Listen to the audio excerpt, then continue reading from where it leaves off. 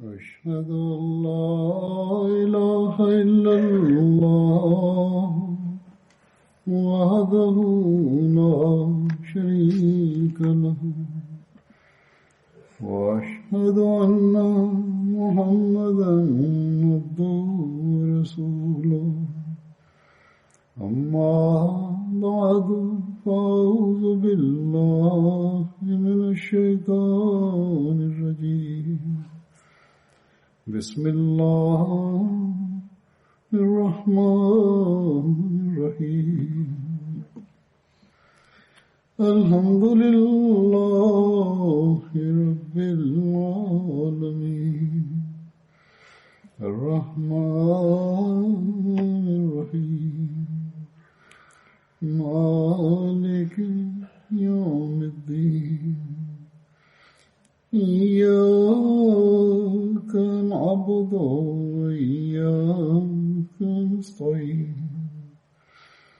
اهدنا الصراط المستقيم صراط الذين أنعمت عليهم غير المغضوب عليهم ولا الضالين.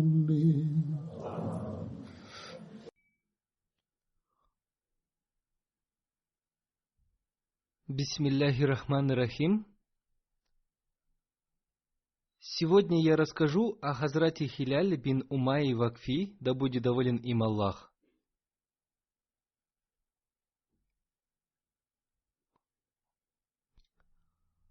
Он тоже принимал участие в битве при Бадре и был из рода Бану Вакф, принадлежащему к племени Ауз. Его отца звали Умайя бин Амир. Его мать звали Аниса бинат Аман. Она была сестрой Хазрата Кульсума бин Хадама. Хазрат Кульсум бин Хадам был тем сподвижником, у которого в поселении Каба останавливался посланник Аллаха, мир ему и благословение Аллаха.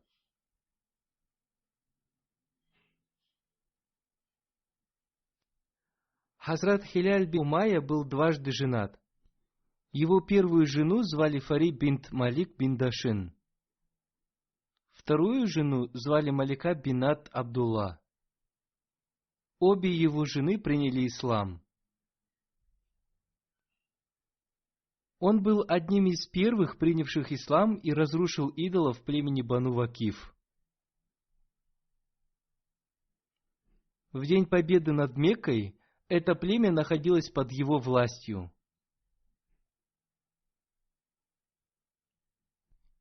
Он принимал участие в битвах при Бадре, при Ухуде и в других военных походах вместе с посланником Аллаха, мир ему и благословение Аллаха, но не смог принять участие в битве при Табуке.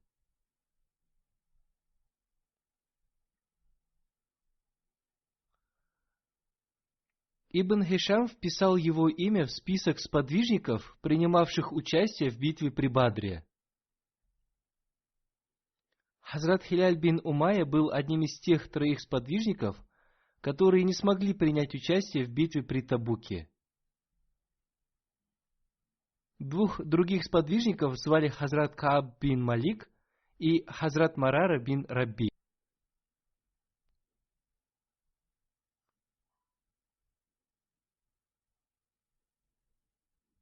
Относительно них в Священном Коране изрекается: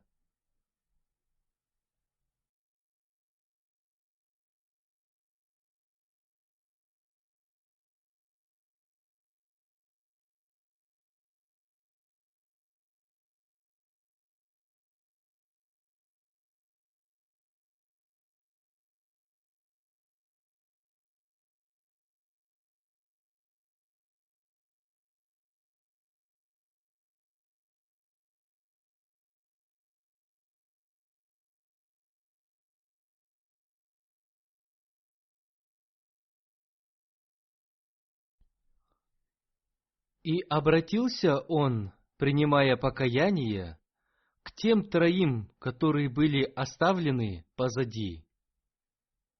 А когда стеснилась земля для них, несмотря на то, что была она широкой, и стеснились души их, и они подумали, что нет убежища от Аллаха, кроме как в нем самом. Потом обратился он к ним, что они смогли покаяться. Воистину, Аллах, Он и есть принимающий покаяние, милосердный. Битва при Табуке произошла на 9-м году хиджры. Это событие подробно описывается в хадисе Бухари. Передаются слов Абдуллаха бин Кааба бин Малика, являвшегося тем сыном Кааба, да будет доволен им Аллах, который стал для него поводырем, когда он ослеп, что он слышал рассказ Кааба бин Малика, да будет доволен им Аллах, о том, как он остался в Медине, не приняв участия в походе на Табуке, вместе с посланником Аллаха, да благословит его Аллах и да приветствует.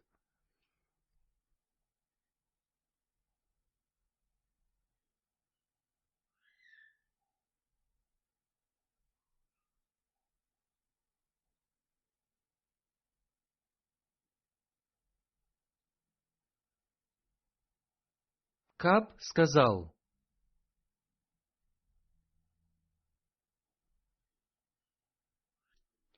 «Я не пропустил ни одного военного похода, в котором принимал участие посланник Аллаха, да благословит его Аллах, приветствует, за исключением похода на Табук.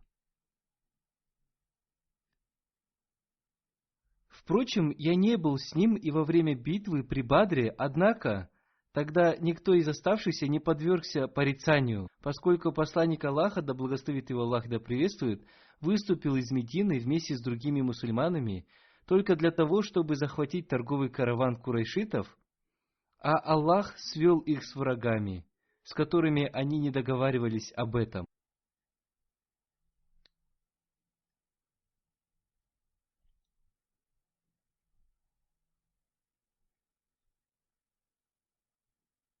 Кроме того, я был вместе с посланником Аллаха, да благословит его Аллах и да приветствует, в ночь Акабы, когда мы дали клятву на верность исламу.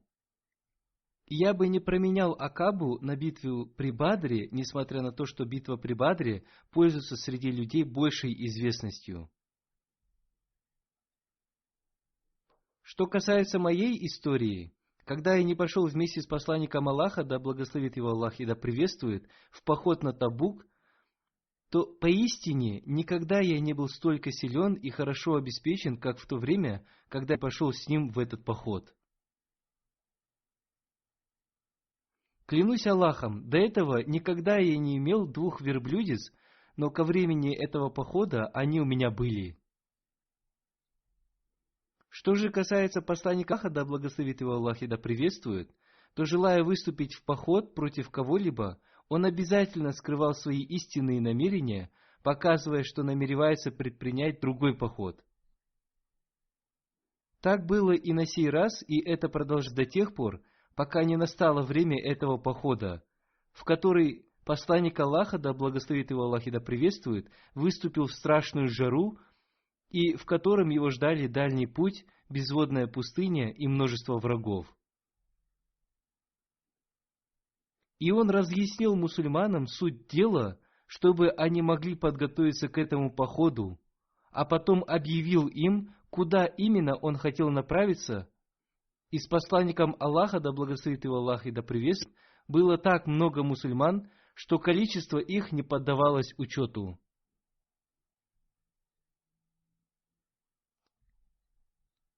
Кааб сказал: «Те немногие, кто не пожелал появиться, считали, что об этом никто не узнает.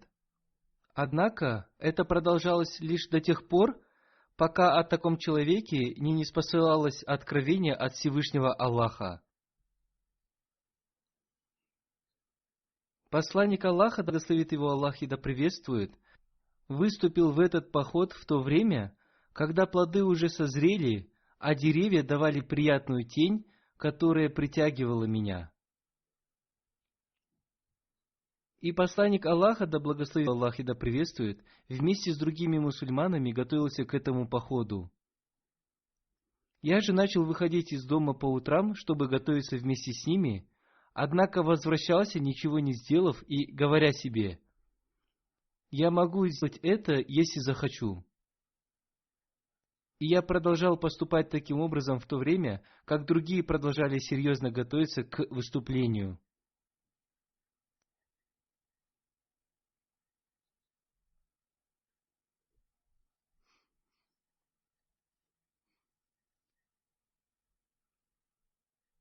В конце концов, посланник Аллаха, да благословит его Аллах и да приветствует, утром двинулся в путь вместе с другими мусульманами. А я так ничего не сделал. Тогда я снова вышел утром и вернулся, ничего не сделав для подготовки. И пока я находился в подобном положении, участники похода, которые двигались быстро, успели уйти уже далеко, а я решил выдвинуться в путь и догнать их. Ой, если бы мне удалось сделать это! Однако это было мне не суждено. И когда после отъезда посланника Аллаха, да благословит его и да приветствует, я появлялся среди людей, меня всегда огорчало то, что я не встречал подобных себе, если не считать тех, кого обвиняли в лицемерии, или же тех слабых, которых оправдал Аллах Всевышний.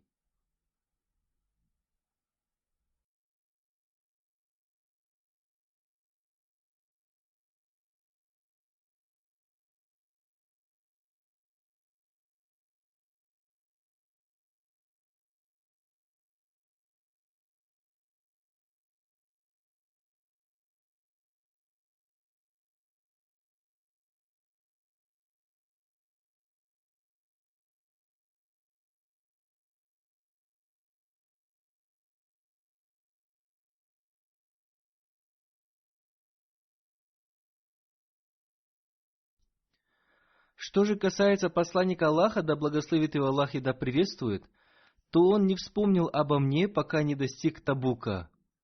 А когда он уже находился там и сидел в окружении людей, то спросил: «А что делает Кааб бин Малик?» Один человек из племени Бану Салима сказал: «О посланник Аллаха, задержали его две его одежды и его высокомерие». Тогда Муаз бин Джабаль, да будет доволен им Аллах, сказал: «Как плохо ты сказал! Клянусь Аллахом, о посланник Аллаха, нам известно о нем только хорошее». Посланник Аллаха, да благословит его Аллах и да приветствует, ничего не сказал, и в этот момент он увидел в полуденном мареве какого-то человека в белых одеждах.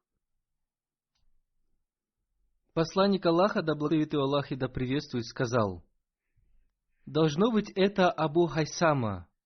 И действительно, это был Абу Хайсама аль-Ансари, тот самый, которого лицемеры стали высмеивать за то, что он пожертвовал только один саа фиников.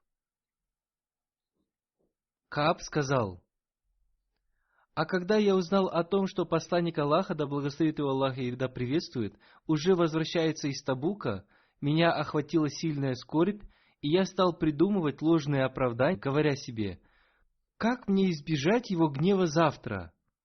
И обращаясь за помощью в этом каждому мудрому человеку из членов своей семьи. Когда же люди стали говорить, что посланник Аллаха, да благословит его Аллах и да приветствует, находился уже совсем близко от Медины, все ложное ушло от меня, я понял, что мне ни за что не спастись от его гнева с помощью лжи, и решил сказать правду. Утром посланник Аллаха, благословит его Аллах и да приветствует, вернулся в Медину, а когда он возвращался после какой-нибудь поездки, то обычно прежде всего приходил в мечеть, совершал молитву в 2 раката, а потом некоторое время сидел там с людьми. И когда он сделал все это, к нему явились люди, оставшиеся в Медине, которые принялись оправдываться, подкрепляя свои оправдания клятвами. Таких набралось более 80 человек, и он принял их оправдания и клятвы, обратился к Аллаху с мольбой о том, чтобы он простил их, и предоставил Аллаху судить об их сокровенных мыслях.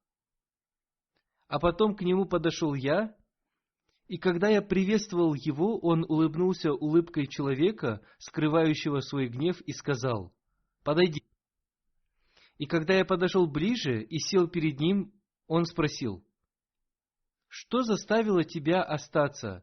Разве ты не купил верблюдов?»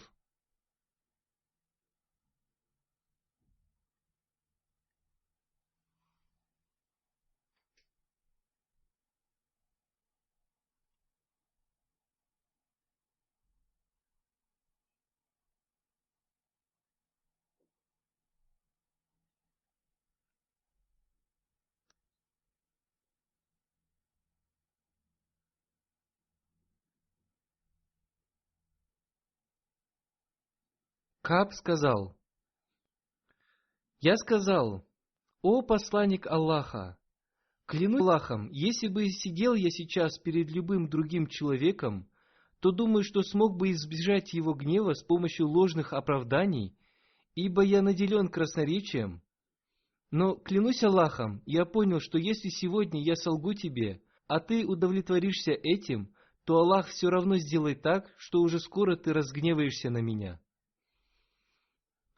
Если же я скажу тебе правду, ты разгневаешься на меня за это уже сейчас, но я надеюсь, что за это всемогущий и великий Аллах приведет меня к благому исходу.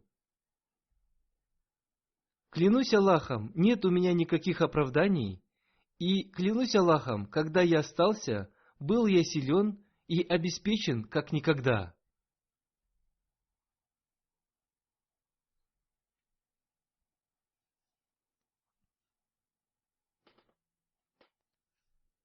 Кааб сказал: «Тогда посланник Аллаха, да благословит его Аллах и да приветствует, сказал: что касается этого, то он сказал правду. Вставай же и жди, пока Аллах не примет о тебе решение».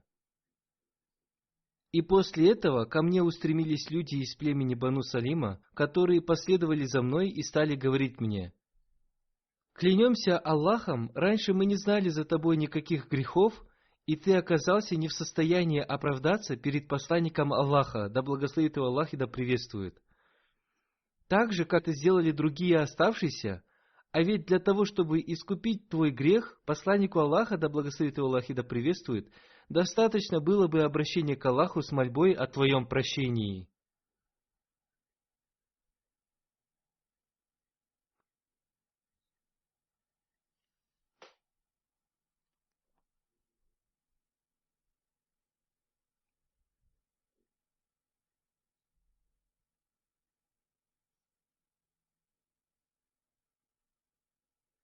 Кааб сказал: «И клянусь Аллахом, они продолжали упрекать меня так сильно, что в конце концов мне захотелось вернуться к посланнику Аллаха, да благословит его Аллах и да приветствует, и сказать ему, что я говорил неправду, а потом я спросил их: а случилось ли еще с кем-нибудь то же, что и со мной? Они сказали: да, еще двое сказали то же, что говорил ты, и им было сказано то же самое, что сказали тебе».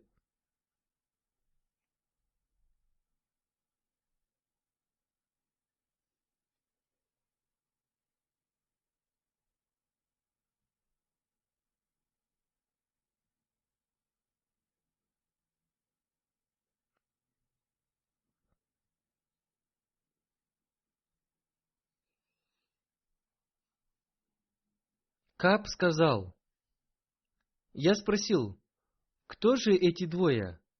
Они сказали: это Мурара бин Рабия Амири и Хиляль бин Умайя аль-Вакифи. Кааб сказал: сказав это, они назвали мне имена двух праведных людей, принимавших участие в битве при Бадре, и я сказал: мне следует брать с них пример.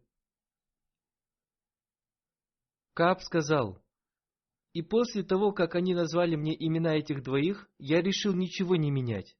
Что же касается посланника Аллаха, да благословит его Аллах и да приветствует, то из всех оставшихся в Медине он запретил людям разговаривать только с нами тремя.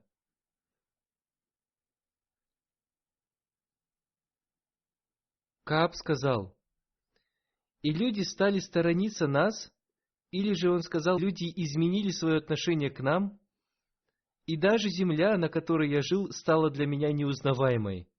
ибо это была не та земля, которую я знал прежде. В подобном положении мы провели 50 дней.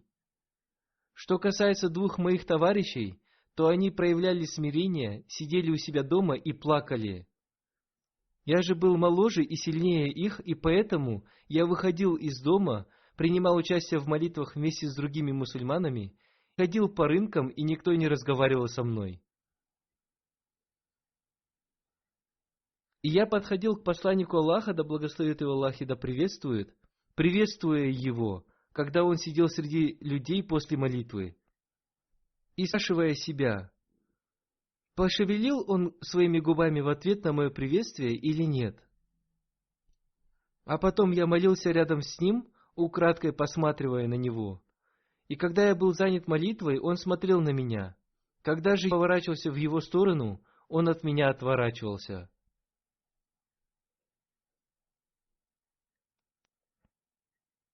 Однажды, когда я провел уже много времени, сталкиваясь с подобной отчужденностью со стороны мусульман, я вышел из дома и шел, пока не добрался до ограды сада Абу Катады, моего двоюродного брата, которого я любил больше всех людей. Забравшись на эту ограду, я обратился к нему с приветствием, и, клянусь Аллахом, он не ответил на мое приветствие. Тогда я сказал ему: «О Абу Катада, заклинаю тебя Аллахом, скажи, известно ли тебе о том, что я люблю Аллаха и Его посланника, да благословит его Аллах и да приветствует?» Он промолчал, и я снова начал заклинать его Аллахом, но он хранил молчание. Я еще раз повторил свои слова, и на этот раз он сказал: «Аллах и Его посланник знают об этом лучше». Тогда мои глаза наполнились слезами, и я вернулся, снова перебравшись через ограду.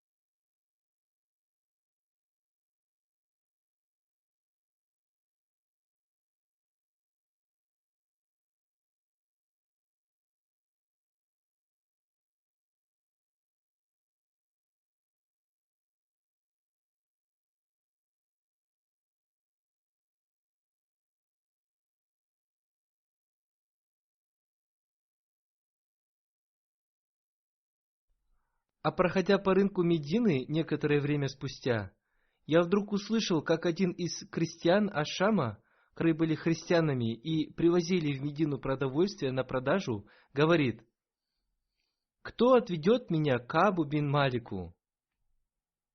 И люди указывали ему на меня до тех пор, пока он не подошел ко мне, вручив послание отправить из числа гассанидов. Я был писцом и прочел это послание, и оказалось, что там было написано следующее: «А затем, поистине, дошло до нас, что твой друг стал чуждаться тебя. Однако Аллах не допустит, чтобы тобою пренебрегали или ущемляли твои права. Присоединяйся же к нам, и мы утешим тебя». Прочитав это послание, я сказал себе: и это тоже испытание, после чего подошел к печи и разжег в ней огонь этим посланием. Откровение Аллаха все не приходило, а когда прошло 40 из 50, ко мне неожиданно явился посыльный от посланника Аллаха, да благословит его Аллах и да приветствует, который сказал: «Посланник Аллаха, да благословит его Аллах и да приветствует, велит тебе не приближаться к твоей жене». Я спросил: «Я должен развестись с ней или мне надо поступить как-нибудь иначе?» Он сказал: «Нет, просто сторонись ее и ни в коем случае не приближайся к ней». И пророк, да благословит его Аллах и да приветствует, через посыльного велел двум моим товарищам сделать то же самое.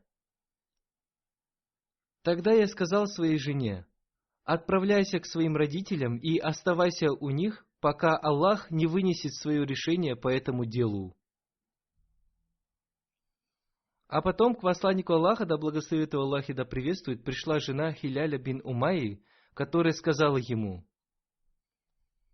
«О посланник Аллаха, поистине Хиляль бин Умайя беспомощный старик. Так неужели же ты не хочешь, чтобы я служила ему?» Он сказал: «Нет, ты можешь служить ему, но он ни в коем случае не должен приближаться к тебе». На это она сказала: «Клянусь Аллахом, он ни о чем и не помышляет. И клянусь Аллахом, с тех пор, как это началось, и до сих пор он только и делает, что плачет». После этого один из членов моей семьи сказал мне: «Обратился и ты к посланнику Аллаха, да благословит его Аллах и да приветствует, с просьбой разрешить твоей жене прислуживать тебе, ведь он разрешил делать это жене Хиляля бин Умайи».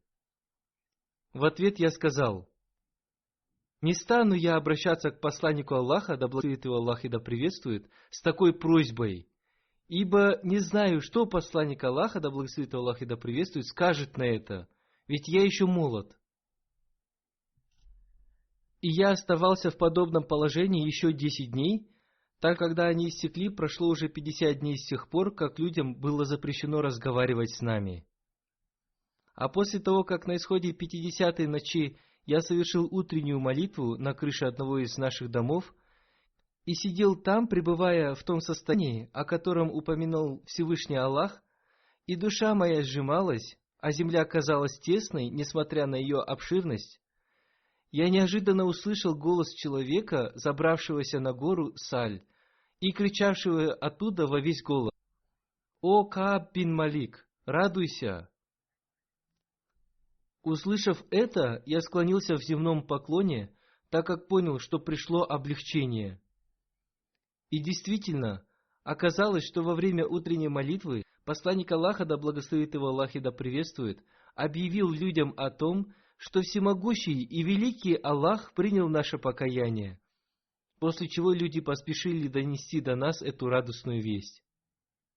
Некоторые из них направились к 2 моим товарищам, а ко мне поскакал всадник. Но ко мне поспешил также и другой человек из племени Аслам, который взобрался на гору и голос которого оказался быстрее коня. А когда тот человек, голос которого я услышал, пришел ко мне с этой радостной вестью, я снял с себя обе свои одежды и надел их на него в знак благодарности за это. Клянусь Аллахом, в то время у меня ничего другого из одежды не было, и поэтому я одолжил 2 одежды, надел их и отправился к посланнику Аллаха, да благословит его Аллах и да приветствует. А по пути люди встречали меня толпами, поздравляя меня с тем, что Аллах принял мое покаяние, и говоря мне: «Во благо тебе то, что Аллах принял твое покаяние».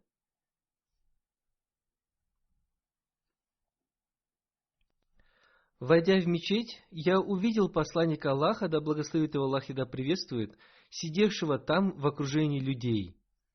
Что же касается Талхи бин Убайдуллаха, то он вскочил со своего места, бросился ко мне и стал пожимать мне руки и поздравлять меня. Клянусь Аллахом, никто из мухаджиров, кроме него, не встал, и Кааб никогда не забудет это Талхи.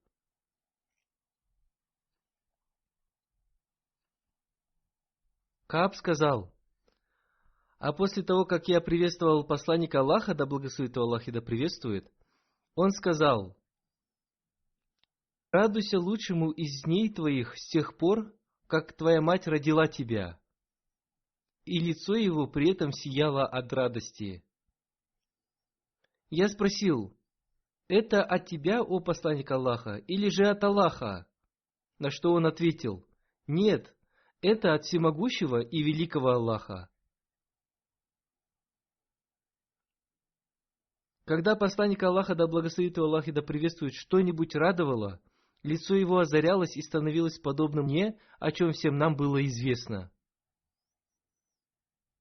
Сев перед ним, я сказал: о посланник Аллаха, в знак благодарности за то, что мое покаяние было принято, я хочу раздать все свое имущество бедным ради Аллаха и паника его.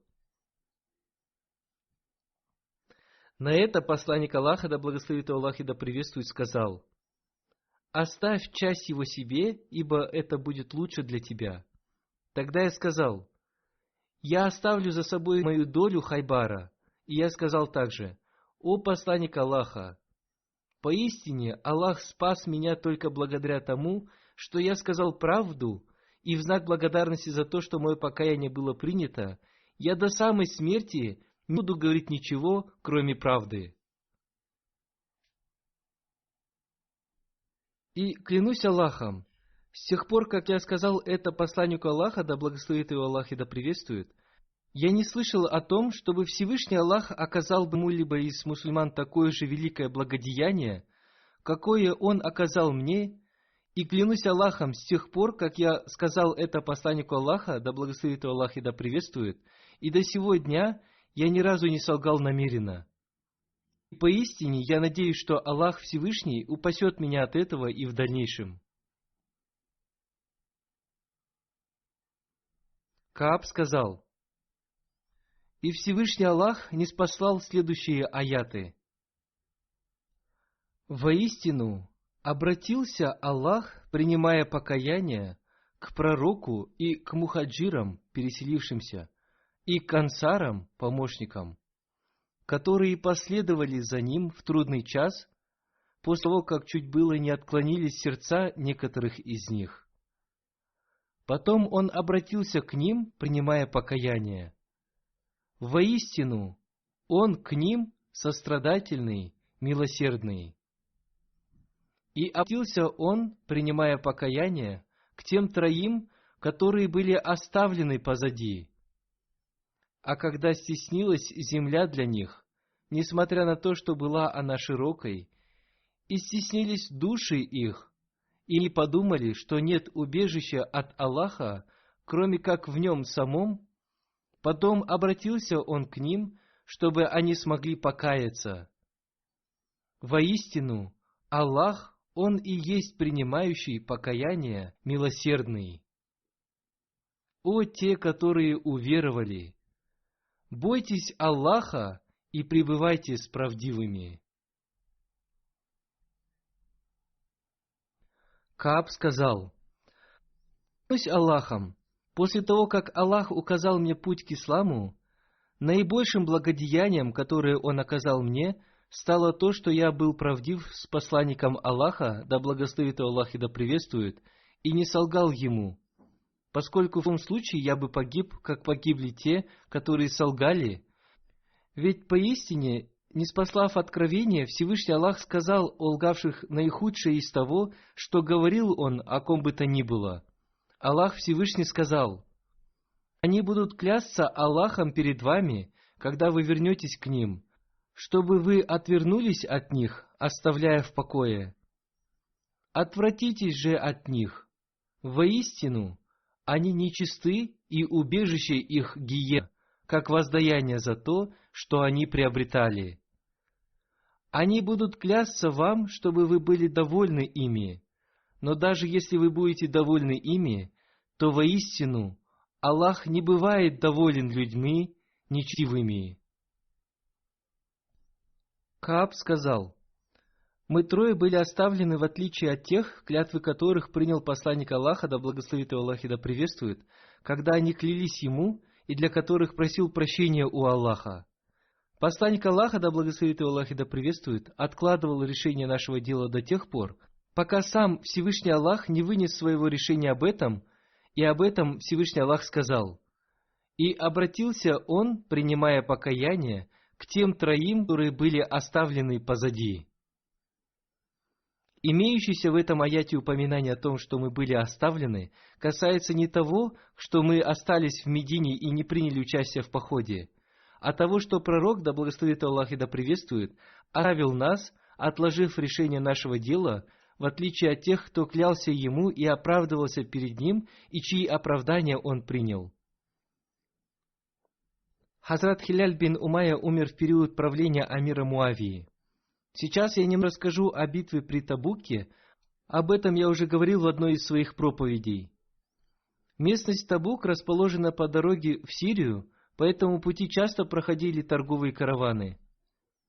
Эта местность находится между Вахдиуль-Кура и Рии.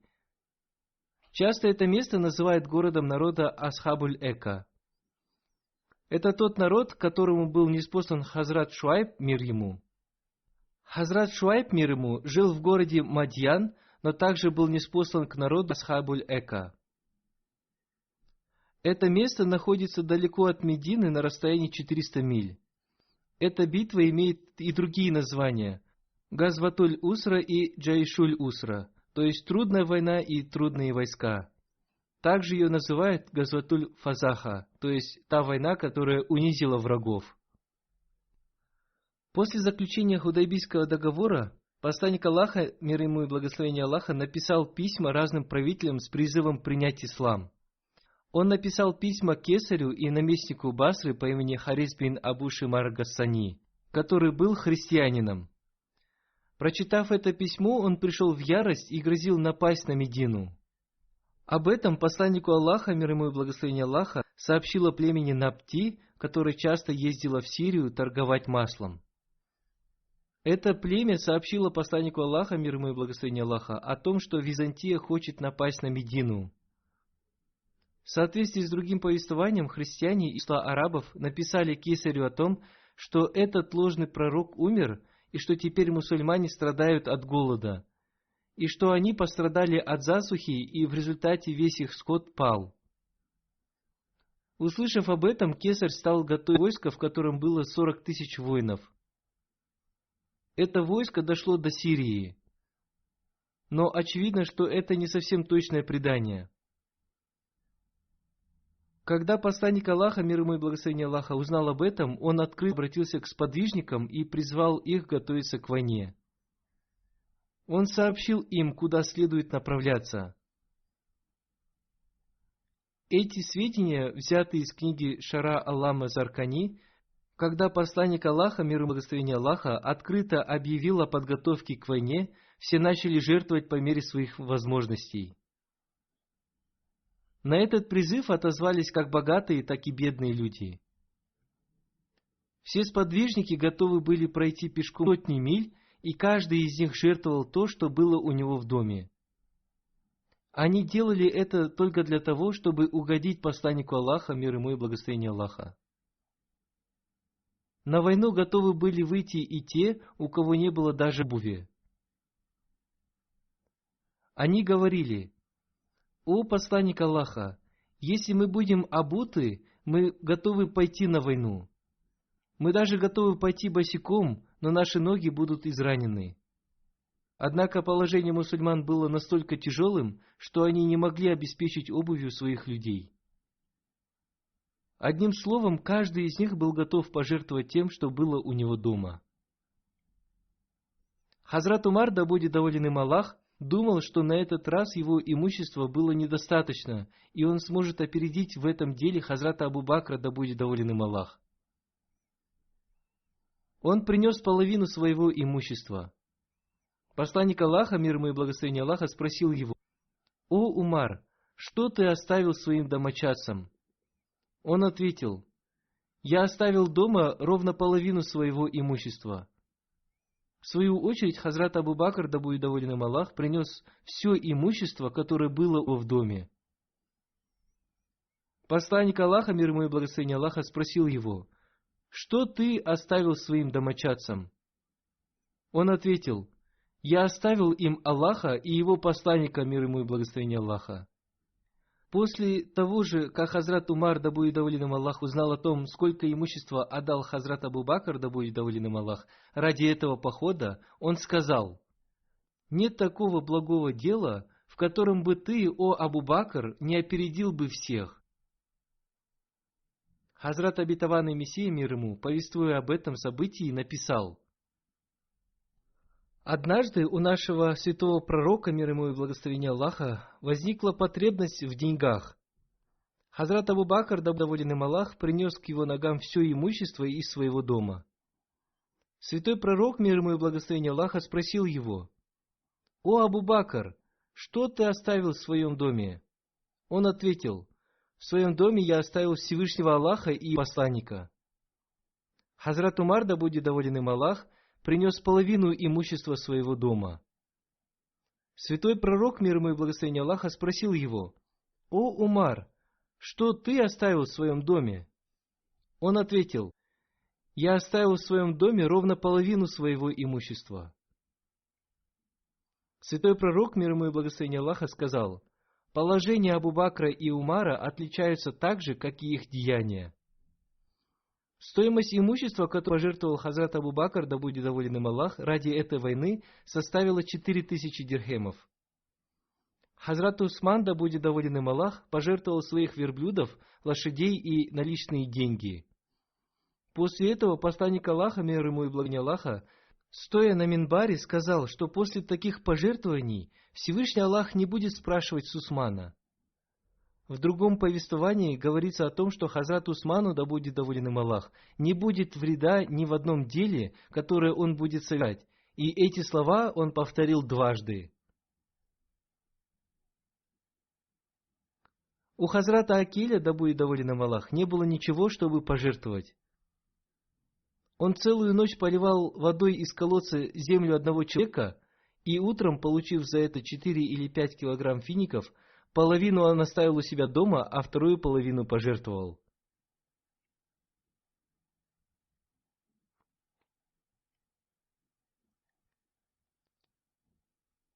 Хазрат Абу Рахман бин Ауф, да будет доволен им Аллах, пожертвовал половину своего имущества, цена которого составила 4400 дирхемов.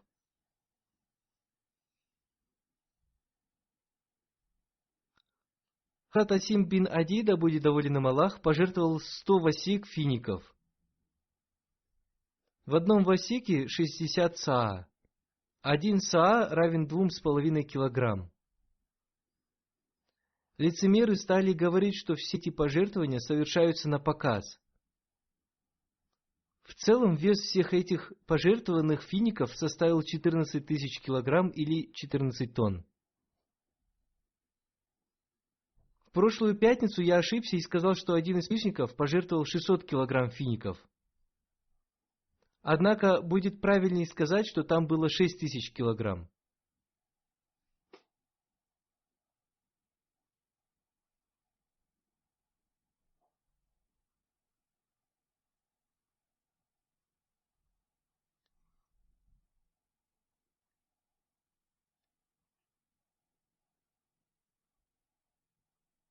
Когда лицемеры стали обвинять сподвижников в том, что они жертвовали на показ, Всевышний Аллах ниспослал следующий аят.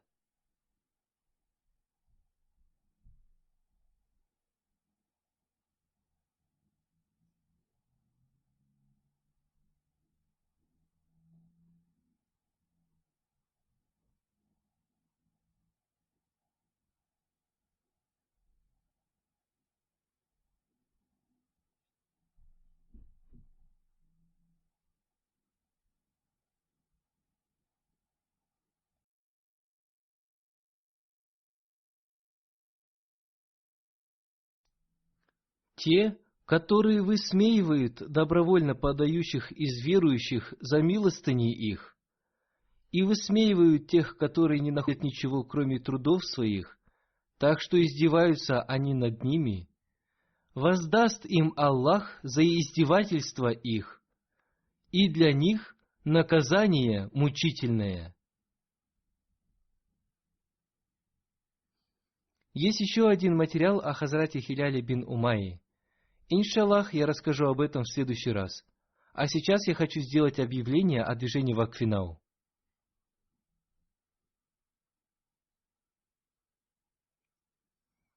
Сегодня будет введен в действие официальный веб-сайт Вакфинау. На этом веб-сайте родители могут получить наставления относительно тех писем, которые они писали халифу времени о своих детях, чтобы они стали участниками этого движения.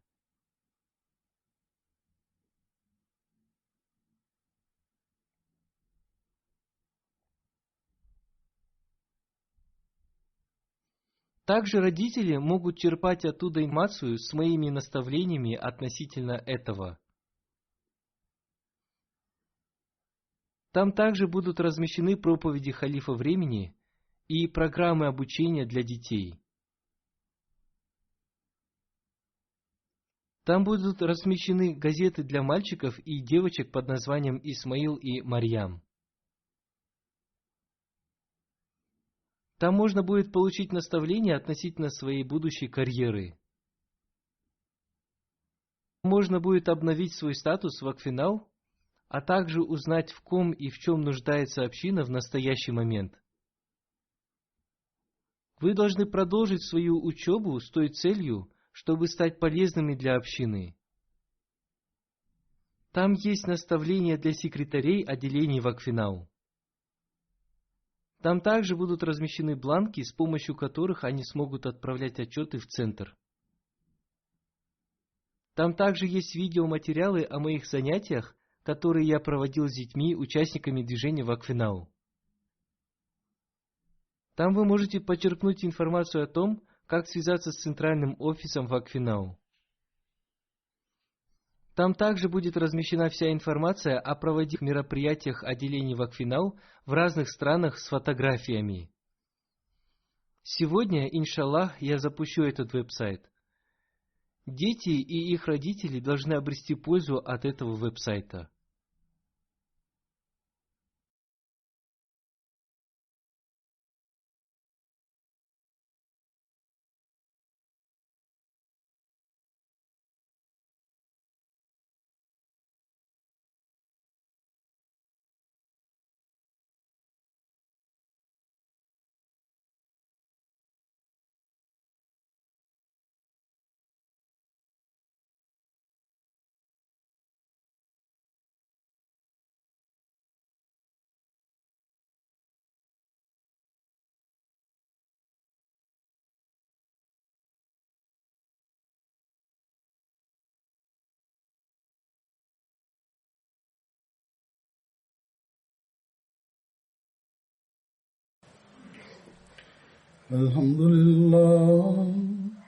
الحمد لله نحمده ونستعينه ونستغفره ونؤمن به ونتوكل عليه ونعوذ بالله من شرور أنفسنا ومن سيئات أعمالنا من يهده الله فلا مضل له ومن يضلل فلا هادي له ونشهد أن لا إله إلا الله ونشهد أن محمدا عبده ورسوله عباد الله رحمكم الله إن الله يأمر بالعدل والإحسان